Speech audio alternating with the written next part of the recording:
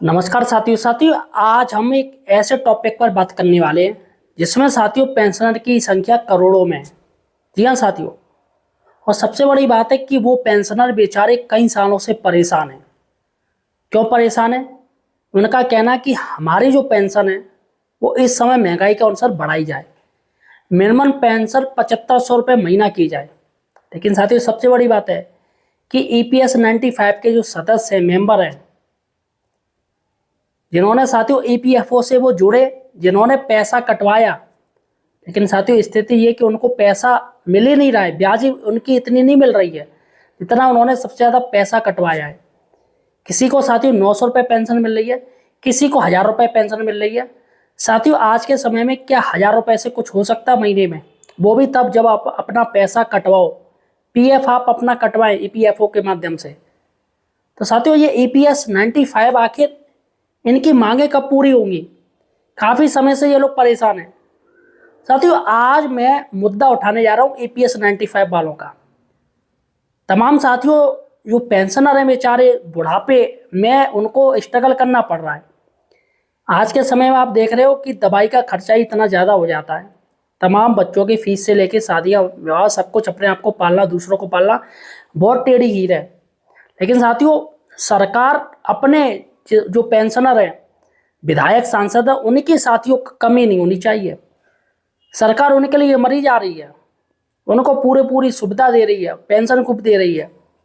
लेकिन जब बात आती है EPS 95 वालों को या बैंकिंग जो पेंशनर है, जो PS सिंगला केस चल रहा है, सिंगला केस साथियों, उसमें भी साथियों बड़ा ड्रामा है। सिंगला केस कब सरकार पूरा करेगी, कब उनकी मांग पूरा करेगी? वो भी उन्होंने भी साथियों 10 साल हो गए, लेकिन बेचारे वो परेशान हैं। वो बैंक के कर्मचारी, रिटायर्ड कर्मचारी हैं, एक से एक अफसर रिटायरमेंट हो, लेकिन उनको पेंशन रिवीजन का लाभ ही नहीं मिल रहा है। साथियों आज मैं आपको 6 बड़ी खबरें बताने जा रहा हूँ EPS 95, और मैंने तय किया है कि तमाम जो पेंशनर हैं उनका मैं मुद्दा अपने चैनल पर उठाऊंगा। जी हाँ साथियों, अभी मैंने कई ऐसे ऐसे मुद्दे उठाए हैं साथियों। सबसे बड़ी बात है, हमें आपका सपोर्ट चाहिए, क्योंकि आज के समय में सरकार सोशल मीडिया से काफ़ी डरती है। सोशल मीडिया पे कोई वीडियो वायरल होता है या कोई बात होती है तो सरकार की छीछा-लितन उड़ जाते हैं। आजकल जो जंग जीती जा रही है वो सोशल मीडिया पे जीती जा रही है। आजकल जो इलेक्शन कैंपेनिंग चल रहे हैं वो सोशल मीडिया पर ही चल रहे हैं। इलेक्शन सारा कुछ रिजल्ट सोशल मीडिया की बदौलत साथियों पश्चिम बंगाल में इतनी ज़्यादा सीट आ गई। तो बीजेपी सरकार जानती है कि सोशल मीडिया का किस तरीके से उपयोग किया जाए, इसलिए साथियों सोशल मीडिया पे अगर कोई चीज़ होती है, उनके पास पहुंचती है, तो ऑब्वियसली उसका समाधान भी होता है। इससे साथियों मैंने तय किया कि मैं EPS 95 जो पेंशनर है उनका मैं मुद्दा उठाऊंगा। इसलिए साथियों आपसे रिक्वेस्ट करना चाहूँगा, यार हमें सपोर्ट जरूर कीजिए, चैनल को सब्सक्राइब कीजिए। जी हाँ साथियों, हमारे चैनल द फाइनेंशियल हेल्पर को सब्सक्राइब जरूर कीजिएगा और वीडियो को शेयर कर दीजिएगा। आपसे जो जुड़े हुए साथी हैं जो EPS 95 के तहत पेंशन पा रहे हैं, उन पर साथियों इस चैनल को शेयर कर दीजिएगा और वीडियो को शेयर कर दीजिएगा, जिससे वो चैनल को सब्सक्राइब कर लें और हम एकजुट हो जाएंगे तो साथियों ओबियसली सरकार पर असर पड़ेगा। चलेगा साथियों, मैं आपको EPS 95 के बारे में आज कुछ अपडेट लेकर आया हूँ, वो मैं आपको बताना चाहता हूँ। देखिएगा, ये तो आप लोग समझाते हो ये कि EPS 95 जो EPFO है, कर्मचारी पेंशन योजना 1995 की, वही चलती है, ज़्यादातर 1995 की पेंशन योजना चलती है। सबसे बड़ी बात है दोस्तों कि EPS 95 के तहत कितने कर्मचारी हैं जो कि पेंशन ले रहे हैं। जो अभी डाटा आया है 31/3/2025 का आया है, इसमें 81,48,490 इनको साथियों पेंशन मिल रही है, सरकार इनको पेंशन दे रही है। अब इसमें क्या है कि 1000 रुपये मासिक पेंशन मिलती है और 47 लाख ऐसे कर्मचारी जिनको 9000 से भी कम पेंशन मिलती है यहाँ साथियों, और इनकी मांग हो रही है 7500 रुपये की जाए मिनिमम पेंशन, जिस पर साथियों तारीख पे तारीख मिल रही है, रोज की रोज ड्रामा हो रहा है। सरकार फिलहाल सही बात नहीं बता रही है। चलेगा साथियों, देखिएगा बीरेंद्र सिंह राजावत है, उन्होंने साथियों श्रम मंत्री मनसुख मंडाविया से मुलाकात करी और ये पेंशनर के जो मुद्दे हैं उन्होंने साथियों बात करी है और कहा है कि सर काफ़ी टाइम हो गया EPS 95 बेचारे परेशान हैं। पेंशन अपडेट में आपसे कहा जा रहा है कि आप अपडेट कीजिएगा, कुछ रिवीजन दीजिएगा, कुछ फ़ायदा दीजिएगा। इस पर साथियों देखिएगा, यहाँ पर एक मैं आपको बता रहा हूँ क्या क्या बात हुई है। अति महत्वपूर्ण समाचार देखिएगा, माननीय श्रम व रोजगार मंत्री श्री डॉक्टर मनसुख मंडाविया जी ने एनएससी के राष्ट्रीय महासचिव को दिल्ली में मुलाकात हेतु समय दिया। ईपीएस 95 पेंशनर की ज्वलंत 4 सूत्री मांगों पर विस्तारपूर्वक चर्चा की। माननीय श्रम मंत्री जी ने पेंशन वृद्धि के संदर्भ में वचनबद्धता जताते हुए आश्वस्त किया कि हमारी सरकार ईपीएस पेंशनर के हित में कुछ ठोस निर्णय करना चाहती है, इसलिए विलंब हुआ है, लेकिन वो अब जल्दी निर्णय लिया जा रहा है, यानी लिया जा रहा है। देखिएगा, श्रम एवं रोजगार मंत्री माननीय श्री डॉक्टर मनसुख मंडाविया ने दिनांक 7/5/2026 को मुलाकात करते हुए एनएससी संगठन के राष्ट्रीय महासचिव से विस्तारपूर्वक चर्चा की। राष्ट्रीय महासचिव ने माननीय मंत्री महोदय द्वारा मुलाकात हेतु समय प्रदान करने के लिए आभार व्यक्त किया और ईपीएस 95 पेंशनर की बढ़ती हुई मृत्यु दर, मिनिमम पेंशन में वृद्धि के निर्णय में विलंब और ईपीएफओ द्वारा उच्च पेंशन लाभ से एक्सपेक्टेड एस्टेब्लिशमेंट के पेंशनर को वंचित रखना व अभी तक मेडिकल सुविधा न प्रदान करने के विषय में ईपीएस 95 पेंशनर का पक्ष माननीय मंत्री जी के समक्ष रखा। तो एनएससी का पक्ष सुनने के बाद माननीय श्रम मंत्री जी ने कहा है कि हम और हमारी सरकार आप सभी का जो भी प्रॉब्लम है उसको दूर करने की कोशिश करेगी। तो साथियों, ये हर कोई मंत्री यही बोलता है कि आप टेंशन मत लो, हम और हमारी सरकार ये जरूर करेंगे। देखिएगा, यहाँ पर ये देखिएगा, ये इनका फोटो है और ये एनएससी के अध्यक्ष है। यहाँ सामने साथियों मनसुख मंडाविया, इनके साथ एक और ये आए हैं। तो ईपीएफओ साथियों काफ़ी ज़्यादा लोग जुड़े हैं इसमें, काफ़ी बड़ा संगठन है। फिलहाल साथियों, पेंशन को लेके, पेंशन रिवीजन को लेके, तमाम हेल्थ इशू को लेके बात हो रही कि इसमें भैया बीमा भी हमें फ्री वाला दिया जाए, हेल्थ वाला। तो चलेगा साथियों, देखते हैं क्या होता है, सरकार क्या कहती है। फिलहाल साथियों देखते हैं, चलेगा। अब हम चलते हैं 5वीं बड़ी खबर।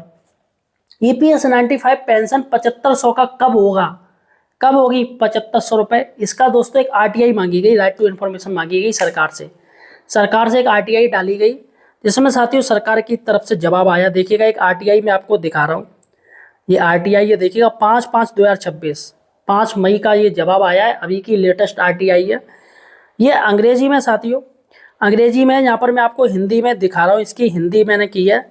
देखिएगा 5/5/2026 का है। उमाकांत 148 11 कचहरी रोड, हमारा चेन्नई से है। चेन्नई से साथियों जो तमिलनाडु में विषय आरटीआई अधिनियम के तहत सूचना की आपूर्ति श्री एस उमाकांथन आरटीआई आवेदन संबंधी। आपकी आरटीआई एप्लीकेशन तारीख 2/5/2026 जो इस ऑफिस 5/5/2026 को मिली के बारे में नीचे दी गई है। देखिएगा इन्होंने क्या पूछा है, क्या जवाब आया है, देखिएगा मैं आपको बता रहा हूँ। ये देखिएगा, मांगी गई जानकारी, इन्होंने क्या पूछा, मिनिमम पीएफ पेंशन बढ़ाकर 7500 करने की जानकारी। पॉलीमर टीवी न्यूज और डेली न्यूज़पेपर यानी डेली तंत्री दिनामलर 1/5/2026 को पब्लिश और टेलीकास्ट की गई है। ईपीएफओ सोर्स का कहना है कि केंद्र सरकार कर रही है इस पर विचार। मैं सूचना का अधिकार अधिनियम 2005 के तहत जानना चाहता हूं, क्या यह जानकारी सही है या नहीं है।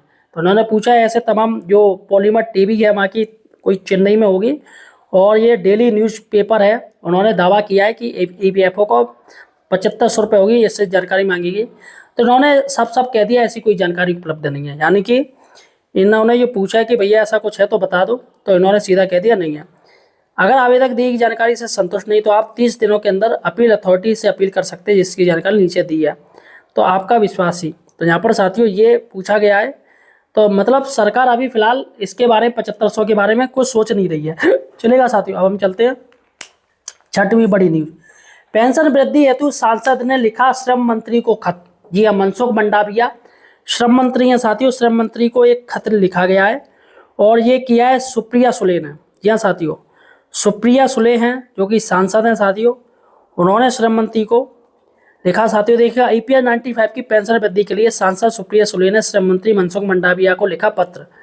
तो ये सुप्रिया सुले है जो कि महाराष्ट्र में ये सांसद है और ओबियसली साथियों सुप्रिया सुले जो कि एनसीपी की ये सांसद है और यहाँ पर इन्होंने पूरा लेटर लिखा है। लेटर हमारे पास साफ नहीं आया है, लेकिन फिलहाल साथियों ये लेटर है जो कि जानकारी है, आप चाहे तो गूगल पर जाके सर्च कर सकते हैं और लिख सकते हैं क्या सुप्रिया सुले ने मनसुख मंडाविया जी को, श्रम मंत्री को ईपीएस 95 के मैटर पर कोई खत लिखा है पेंशन से रिलेटेड। आप गूगल पे जाके देख सकते हो, आपको पूरी जानकारी हो जाएगी। तो साथियों फिलहाल ये है। साथियों आपका क्या कहना है कि मिनिमम पेंशन कितनी होनी चाहिए ईपीएस 95 वालों को? और साथियों एक बात और बता दूं, करीब 5.5 से 6 करोड़ ईपीएस जो एक्टिव है, ईपीएफओ धारी जो एक्टिव है, जो कि सरकार को पैसा दे रहे हैं, 5.5 करोड़, 5.5 करोड़ साथियों वो एक्टिव हैं और सभी सरकार को ईपीएफओ से जुड़े हैं, वो पैसा दे रहे हैं। लेकिन सरकार इनको क्या दे रही है? 1000 रुपये, 900 रुपये, 800 रुपये महीना दे रही है। अरे शर्म करनी चाहिए गवर्नमेंट को। गवर्नमेंट कहती है कि हम पांचवी सबसे बड़ी अर्थव्यवस्था है भारत, भारत को 5वीं सबसे बड़ी अर्थव्यवस्था बना दिया है। लेकिन साथियों जब पैसे की बारी आती है तो सरकार के पेट में ऐंठन मचने लगती है, सरकार रोने लगती है कि हमारे पास पैसा नहीं है। और फिर ये 5वीं सबसे बड़ी अर्थव्यवस्था किस बेस पर कह रही है गवर्नमेंट?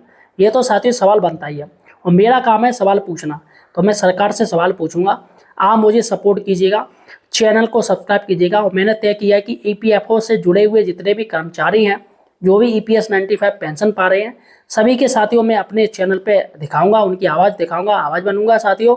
और तमाम उम्मीद है साथियों, सरकार से सवाल पूछूंगा। उम्मीद है कि सरकार के जितने भी नुमाइंदे हैं या जो भी मंत्री अगर इस वीडियो को देख रहे हैं तो ओबियसली ईपीएस 95 वालों को जो 7500 रुपये मिनिमम मांग की जा रही पेंशन की, उसकी साथियों सुनवाई होनी चाहिए।